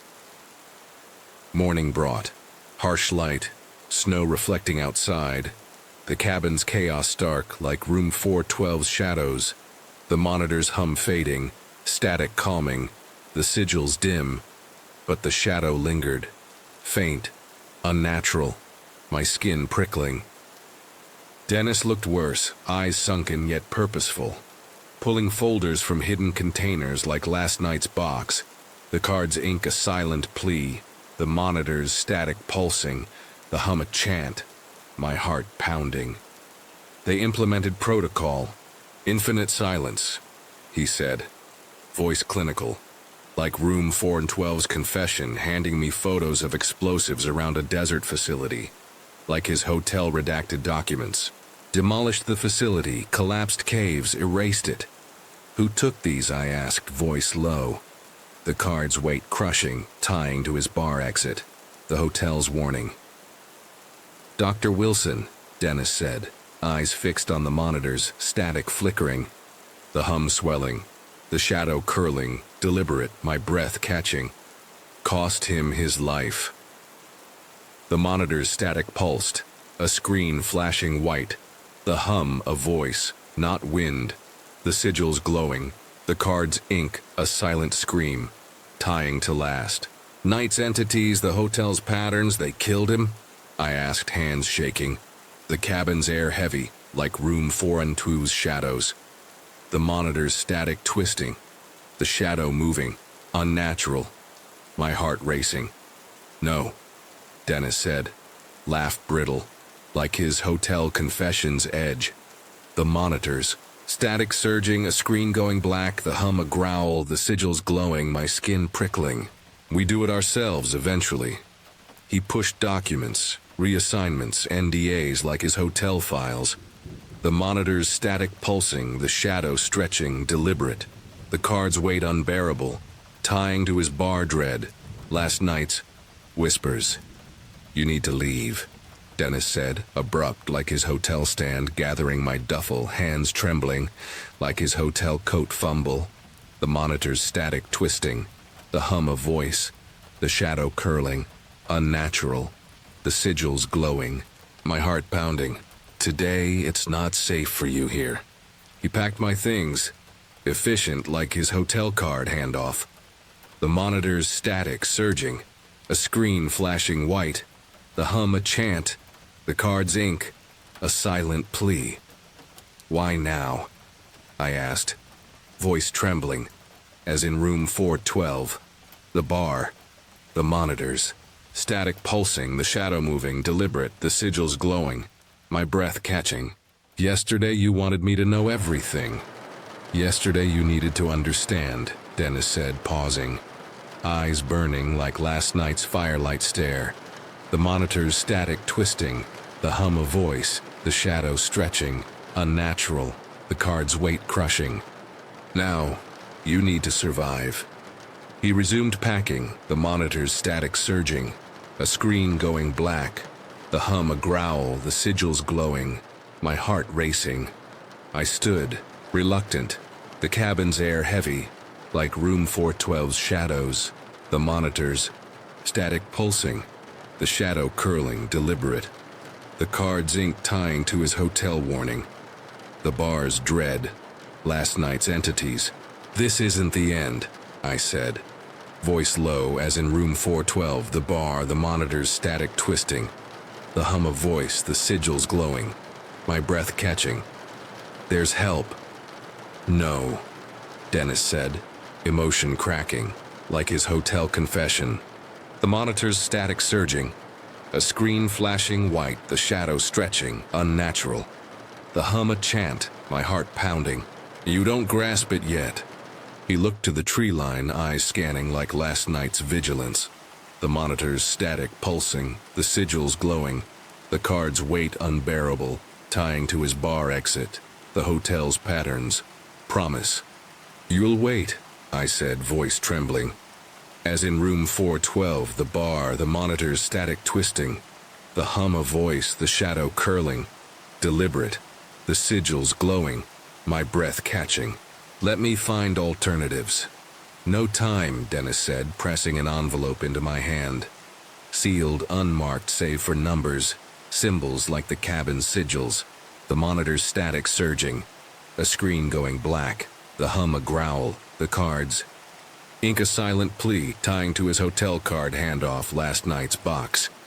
Instructions, coordinates, codes. If you see what I've seen, malfunctions, dreams, burn it, unopened. If not, continue, protect humanity. His eyes softened like room 412's plea.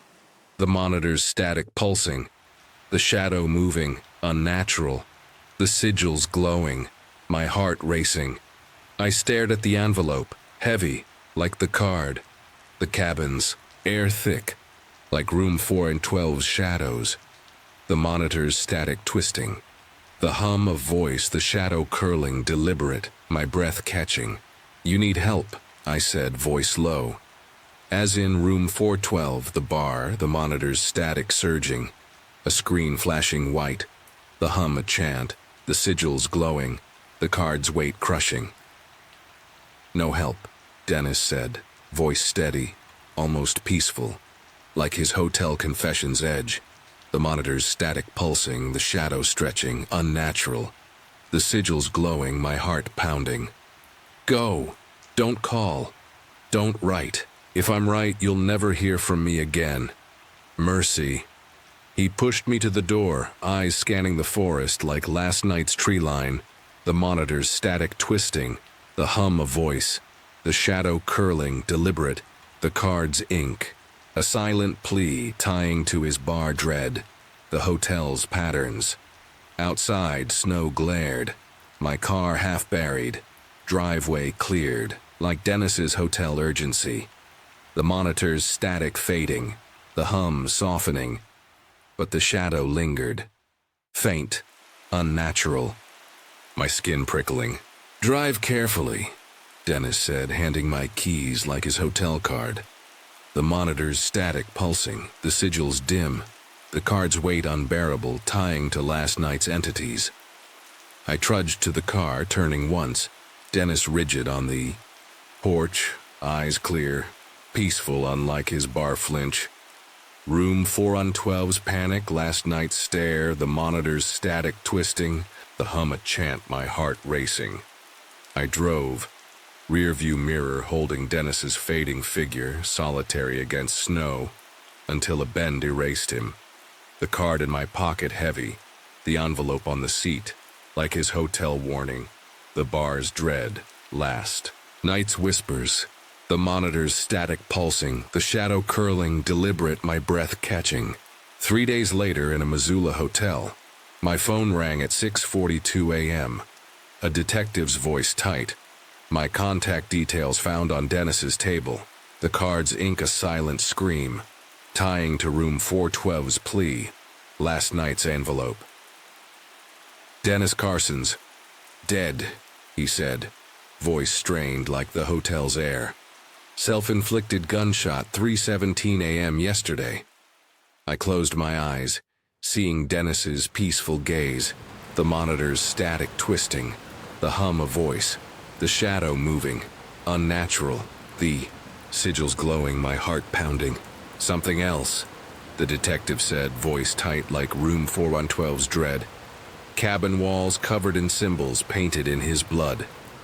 The card's weight crushed, the envelope heavy, the monitor's static pulsing, the hum a chant, the shadow curling, deliberate, tying to his bar confession. The hotel's patterns, last night's entities. My breath catching. The truth of his fear now mine, inescapable. The Missoula hotel room's dim light cast long shadows across the bed. The sealed envelope from Dennis Carson heavy on the nightstand, its cryptic numbers and symbols echoing the blood-painted sigils on his cabin walls. His final act at 3:17 a.m. searing my mind. My fingers traced the business card in my pocket, its blue ink number a tether to his trembling hands in room 412. His warning of electronic malfunctions, dreams of darkness, alive in the faint hum of the hotel's air conditioner, too close to the cabin's monitor's chant.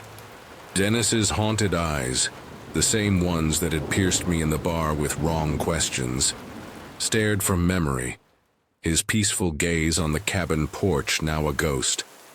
The weight of his truth, real entity, eternal hatred, crushing me. Like the cabin's flickering static, shifting shadows and glowing sigils. I hadn't opened the envelope, its instructions to burn if I saw signs, malfunctions, dreams, holding me back. But the card's ink urged me forward, to uncover what Dennis couldn't. I packed my bag, leaving the suitcase behind, buying clothes, From the hotel shop, the card and envelope heavy, like the cabin's folders tying to his hotel plea. The bar's dread, the monitor's pulsing static. At the airport, I paid cash for a flight to San Francisco. Hands trembling, the hum in my ears, not just the plane, but a pattern, like the cabin's chant. Room 412's air conditioner, my pulse quickening. Back at Stanford, my office felt alien. The familiar desk and bookshelves warped by Dennis's truth. The card in my pocket a silent scream. The envelope locked in a drawer like his cabin's hidden box. I powered on my computer, screen flickering briefly. A shadow crossing the wall, not with light, my skin prickling, tying to the cabin's unnatural shadows, the hotel's sharp corners. I searched academic databases, fingers hesitant, the cards, weight grounding me, recalling Dennis's notebook of suicides, his bar notes precision, the hotel's redacted files. Samuel Rhodes, a neurologist at Johns Hopkins, emerged. A consultant on a 1990s government paper co-authored by Project Threshold members, his work on brain trauma linking to Dennis's revelations. I drafted an email, careful, mentioning his early research on near-death consciousness, the screen flickering, a faint hum rising like the cabin's monitors, my heart racing. Before sending, I added a line. Dennis Carson suggested I contact you. The screen flashed white, then black, reviving, the hum fading, the shadow lingering, faint, unnatural, tying to room 412's patterns, the cabin static, my breath catching. 3 days passed. Silence. The card and envelope heavy, like Dennis's hotel warning. The bar's abrupt exit. The cabin's glowing sigils. Then, a call from a blocked number, my office phone humming, like the cabin's chant. "This is Rhodes," a clipped voice said, sharp like Dennis's bar hiss at Clever. "What did Carson tell you?" My pulse quickened, the card's ink a silent plea, tying to the hotel's frantic paper gather, the cabin's monitors static. "Everything," I said, vague, hoping to draw more, the screen flickering, a shadow, crossing the wall, deliberate, my skin prickling like the cabin's unnatural shadows. Project Threshold, the void, Weber's entity.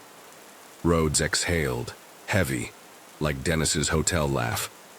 "Stanford?" I nodded, though he couldn't see, the hum rising, the shadow lingering, tying to room 412's air conditioner, the cabin static. "San Francisco next Tuesday. Fairmont Hotel Bar, 8 p.m. Alone, no devices."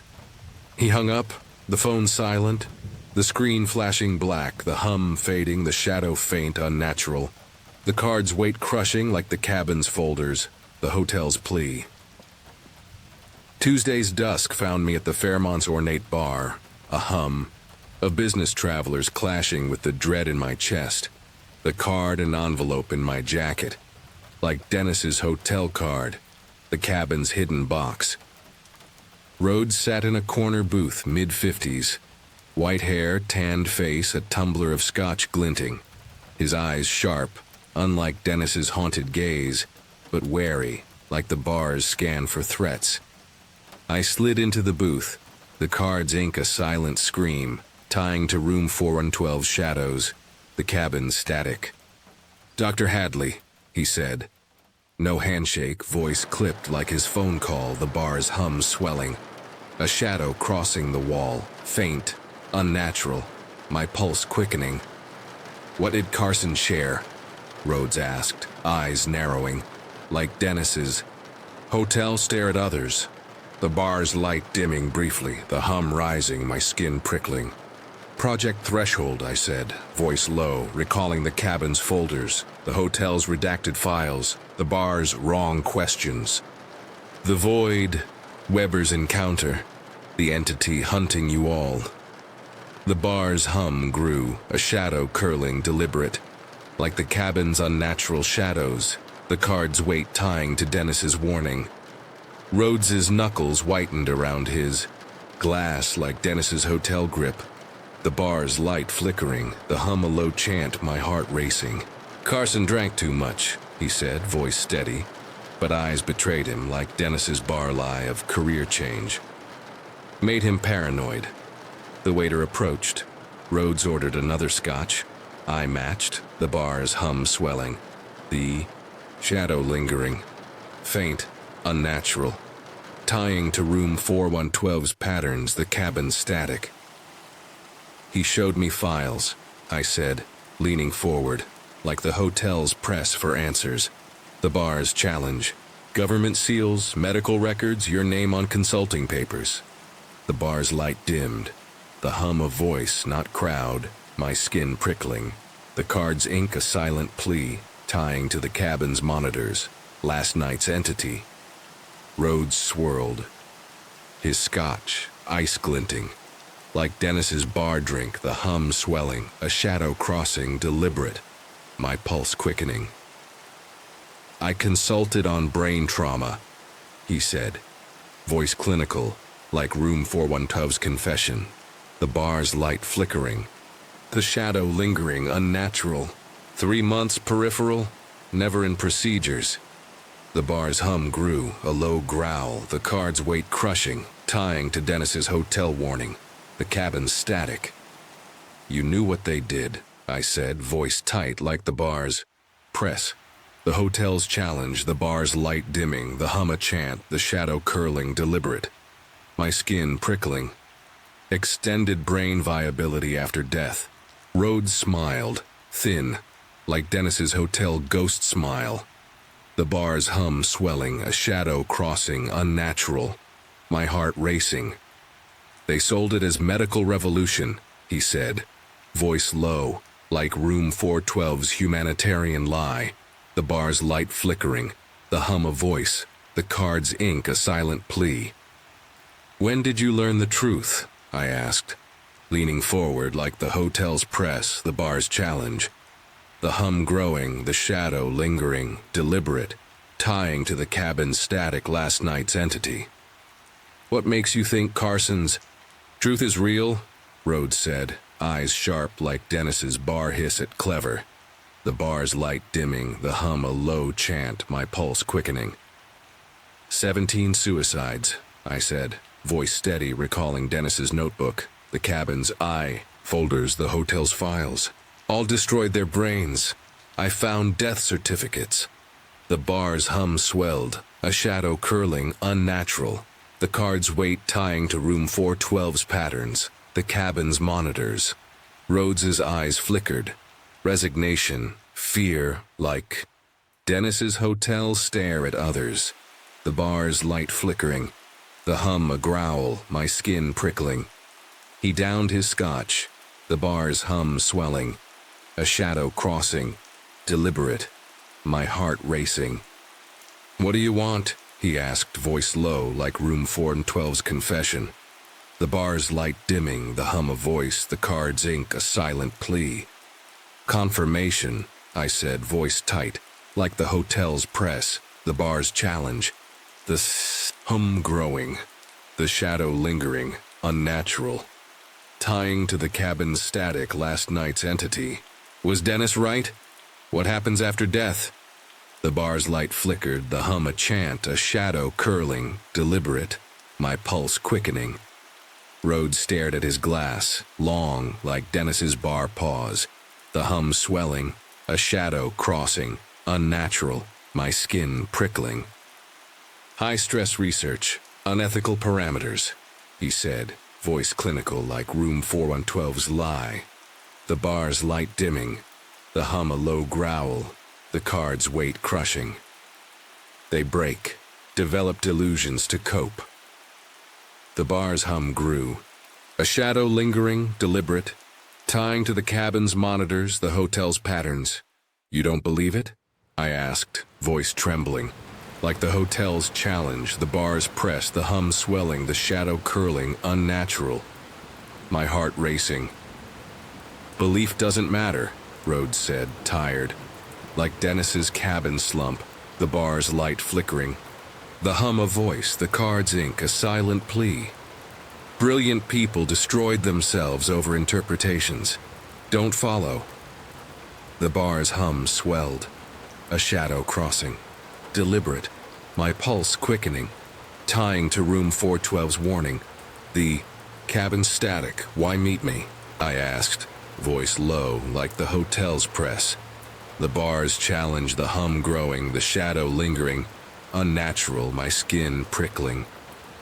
Carson wasn't alone watching patterns, Rhodes said, voice breaking, like Dennis's cabin confession. The bar's light dimming, the hum a chant. The card's weight tying to the hotel's plea, the cabin's monitors. 17 suicides, not 12. He slid a thumb drive across the table, like Dennis's hotel card. The cabin's envelope, the bar's hum swelling, a shadow curling, deliberate, my breath catching. Personnel, death records, my notes. Better you have data than Carson's paranoia. I took the drive, heavy like the card, the envelope, the bar's light flickering, the hum of voice, the shadow crossing, unnatural, my pulse quickening, tying to room 412's patterns, the cabin static. Why? I asked, voice trembling, like the hotel's challenge. The bar's press, the hum swelling, the shadow lingering. Deliberate, my skin prickling. You'll look anyway, Rhodes said, standing, placing cash on the table like Dennis's bar exit. The hum growing. A shadow curling. Unnatural, my heart racing. One advice. Don't find Weber's daughter. She's buried 3 researchers, asking questions. He paused, eyes sharp like Dennis's bar hiss. The bar's light dimming, the hum a chant. The card's ink a silent plea. Don't think too long on the void. Obsession makes its own reality. He walked away, the bar's hum fading. The shadow lingering, faint, unnatural, my breath catching. The drive heavy like the card, the envelope, tying to room 412's warning. The cabin static, Dennis's blood sigils, the entity's gaze now mine, inescapable. The Fairmont bar's amber glow faded behind me. Samuel Rhodes's thumb drive heavy in my pocket. Its contents, personnel files, death records, notes on Project Threshold's collapse, burning like the sealed envelope from Dennis Carson on my hotel nightstand. My fingers traced the business card, its blue ink number a tether to his trembling hands in room 412. His warning of electronic malfunctions, dreams of darkness, alive in the bar's flickering lights, the shadow curling. Against the wall, deliberate, unnatural. Dennis's haunted eyes, the same ones that had pierced me in the bar with wrong questions, haunted me still, his blood sigils at 3:17 a.m. A final scream of the entity's gaze, the cabin's monitors static, glowing sigils, and hum like a voice searing my mind. Rhodes's caution, don't find Weber's daughter, clashed with the drive's weight, the card's ink urging me forward, the envelope's cryptic symbols a silent plea to uncover what Dennis died for. Back at Stanford, my office's familiar clutter, bookshelves, papers felt foreign. Warped by Dennis's truth, the card, envelope, and drive locked in a drawer like his cabin's hidden box. I plugged the drive into my laptop, screen flickering, a faint hum rising like the cabin's monitors, the bar's chant, my pulse quickening. Files opened, personnel lists, death certificates, Rhodes's notes on psychological collapse, paranoia, sleep loss, feeling watched. Each confirming Dennis's notebook, the cabin's folders, the hotel's redacted files. A shadow crossed the screen. Not light, deliberate, my skin prickling. Tying to the bar's unnatural shadow. Room 412's corners. The cabin static. The hum grew, laptop screen flashing white, then black, reviving, the shadow lingering, faint, unnatural. The card's weight crushing, like Dennis's warning of patterns. I searched for Olivia Weber, ignoring Rhodes's warning. The card's ink a silent scream, tying to the hotel's plea, the cabin's blood sigils. Harold Weber's obituary listed a daughter, Olivia Brennan, mathematician at Johns Hopkins, Baltimore. I emailed requesting a meeting, the screen flickering, hum swelling, a shadow curling along the wall, deliberate, like the bar's presence, the cabin's monitors, my heart racing. Her reply was curt. My father's work is private. I don't discuss it. The laptop screen flashed black, a faint text appearing. I see, then gone, my breath catching. The card's weight tying to room 412's patterns. The cabin static, the bar's hum. I booked a flight to Baltimore, cash. Hands trembling, the envelope and drive heavy. Like Dennis's hotel card, the cabin's folders. Baltimore's Victorian townhouse loomed.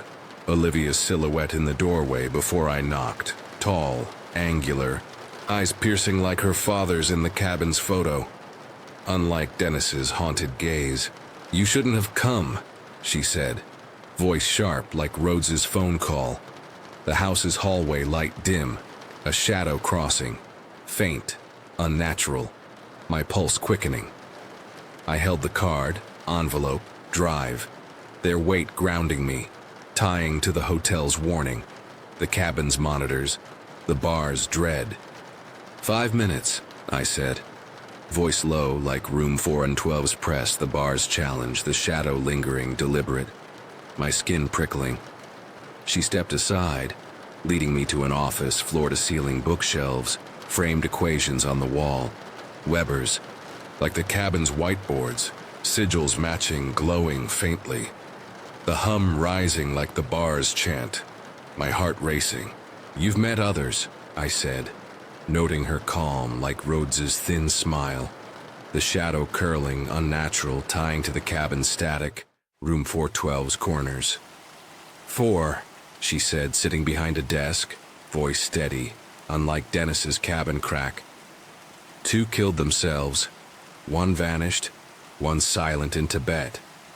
The hum swelled, a shadow crossing, deliberate, the card's weight crushing like the hotel's plea, the cabin's blood sigils. I met Dennis, I said, voice trembling, like room 412's challenge, the bar's press, the shadow lingering, unnatural, my pulse quickening. He's dead, February 17th. Her eyes flickered, confirmation, like Rhodes's resignation. The hum a low growl, the shadow curling deliberate, tying to the bar's presence, the cabin's monitors. They choose dates, she said, voice low, like Dennis's cabin whisper. Experiment anniversaries when barriers thin. The hum swelled, equations glowing, my skin prickling. The card's ink a silent plea. She unlocked a cabinet, pulling a leather-bound journal, like Dennis's cabin box, the hum rising, a shadow, crossing unnatural, my heart racing. My father's real work, she said, placing it before me. Unlike the cabin's redacted files, the bar's USB. I opened it. Weber's equations, complete, unlike the cabin's fragments. Consciousness as a quantum field, persisting beyond death. The hum a chant. The shadow lingering, deliberate, tying to room 412's patterns, the cabin's static. He theorized awareness as fundamental, she said, voice steady like Rhodes's clinical tone. Not supernatural, but physical, transitioning to another state. The equations glowed, sigils pulsing, the hum a voice, my pulse quickening, the card's weight crushing. What state? I asked, voice low like the hotel's press, the bar's challenge, the shadow curling unnatural, my skin prickling, tying to the cabin's entity, the bar's dread. She pulled another journal, Weber's observations post-project, dated after his death, the hum swelling, a shadow crossing, deliberate, my breath catching. He called me before he died, she said, voice tight like Dennis's cabin confession. 3:17 a.m. Calm, said he met something ancient, aware, through him, us. The journal's last line burned. It knows too much. I must destroy the neural architecture it tracks. The hum a growl, equations glowing, the shadow lingering, unnatural. The card's ink tying to room 412's warning. The cabin's blood sigils, the bar's static. You believe him? I asked, voice trembling, like the hotel's challenge.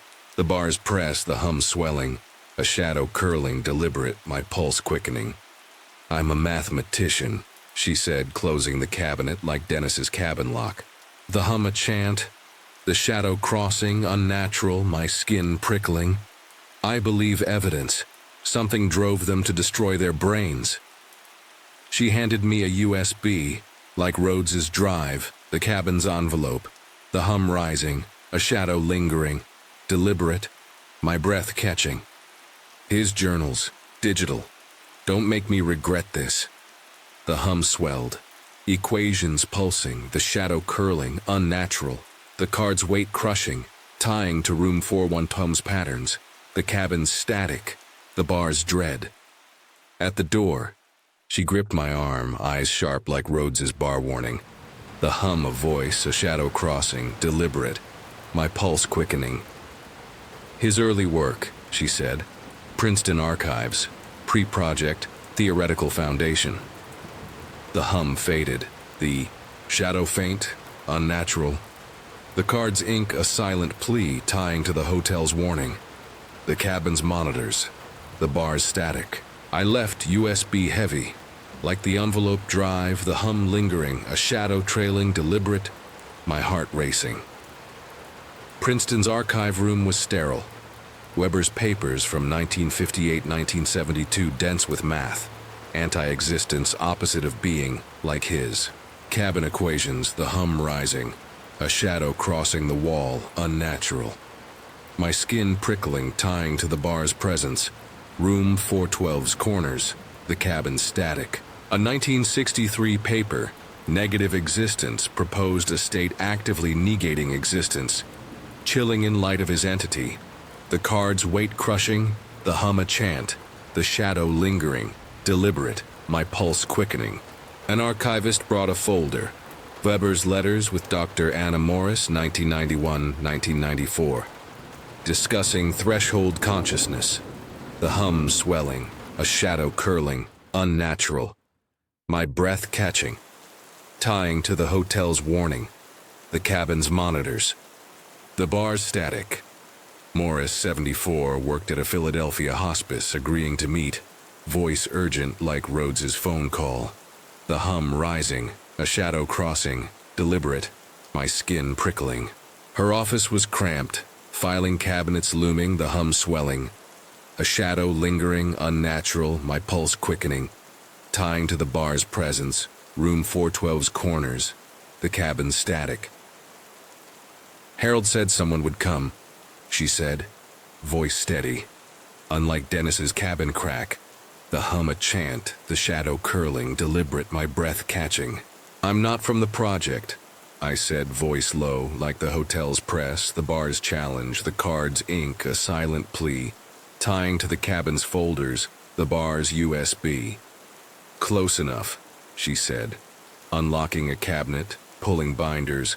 Like Dennis's cabin box, the hum rising, a shadow crossing, unnatural.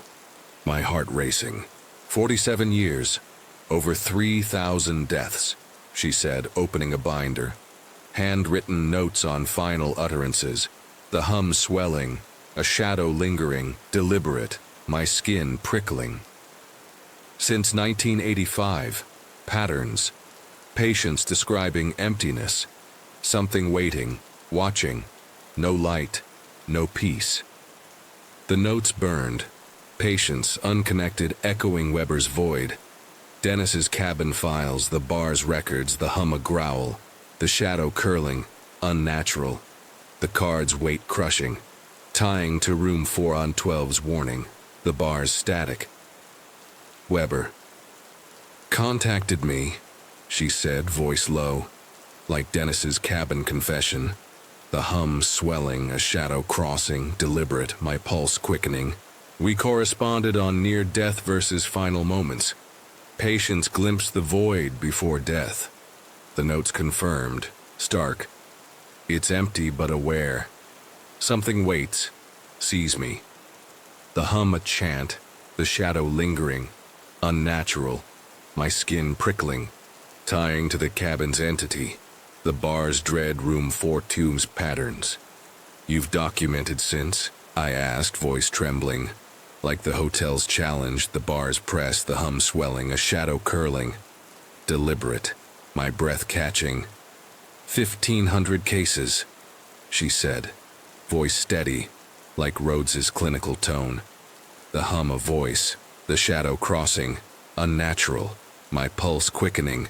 Patterns hold. She met my gaze like Olivia's sharp eyes. The hum swelling, a shadow lingering, deliberate. My skin prickling, tying to the cabin's monitors, the bar's static. I don't believe supernatural, but I've seen too many deaths to ignore this. The hum a growl, the shadow curling, unnatural. The cards ink a silent plea, tying to room 412's warning. The cabin's blood sigils. Weber visited post-project, she said, driving me to my hotel. Voice low, like Dennis's cabin whisper. The car's hum rising, a shadow crossing the dashboard. Deliberate, my pulse quickening. Calm changed, said my patients were right. Consciousness persists, not as promised. The hum swelled, the shadow lingering, unnatural. My skin prickling, tying to the bar's presence. Room 412's corners, the cabin static. I believe something affected him, she said, hands tight on the wheel.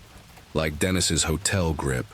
The hum a chant, the shadow curling, deliberate, my breath catching. Then phenomena began. Electronics failing, feeling watched, dreams of darkness. She handed me a card like Dennis's hotel card. The cabin's envelope, the bar's USB, the hum swelling, a shadow crossing, unnatural, my pulse quickening. Call when it starts, she said, voice steady like Olivia's warning. The hum of voice, the shadow lingering, deliberate, my skin prickling, tying to room 412's patterns, the cabin's monitors, the bar's static. I left, binders heavy like the card envelope drive, the hum fading. The shadow faint, unnatural, my heart racing. In my Philadelphia hotel, sleep fled, binders spread across the bed.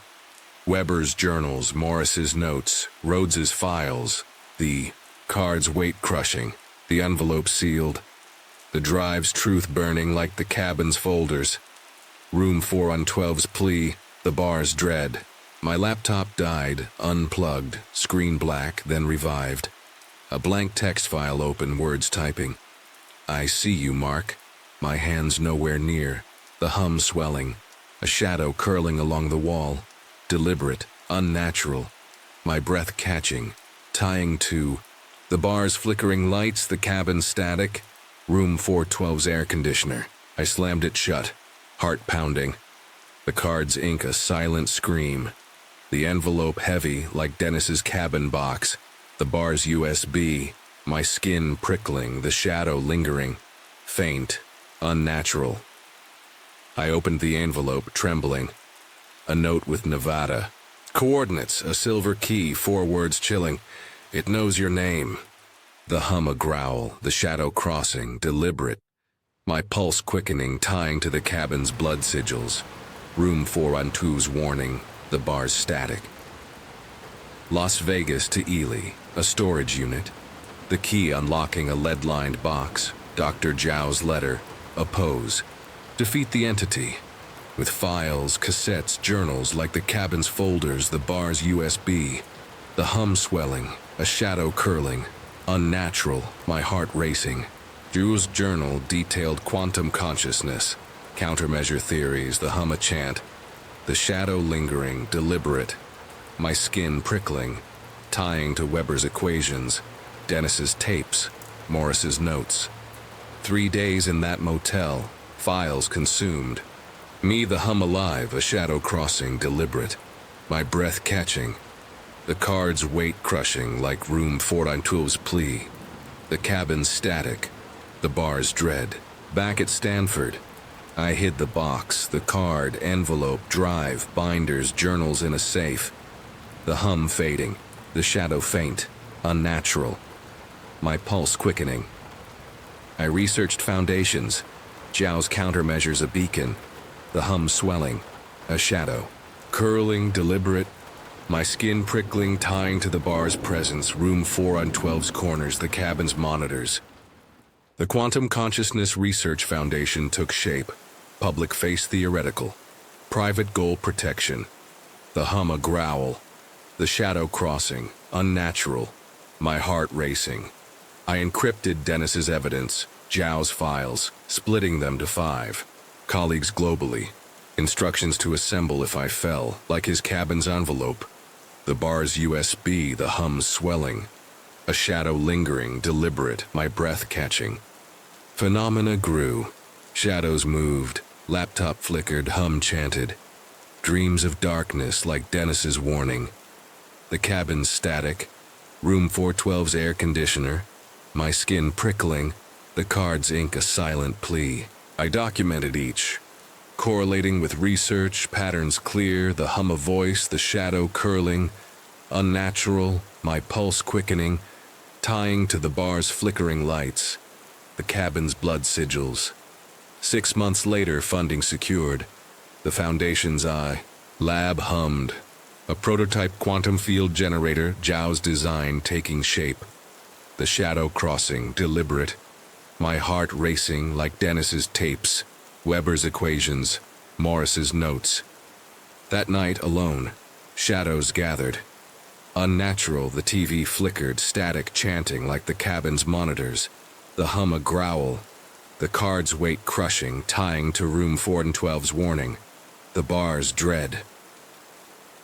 I know you're watching, I said, voice steady, the shadow lingering, faint, deliberate, my skin prickling, the hum fading, static calming, but the gaze remained interested, eternal. The card's ink a silent scream, the foundation, my defiance, humanity's shield against the void's hunger.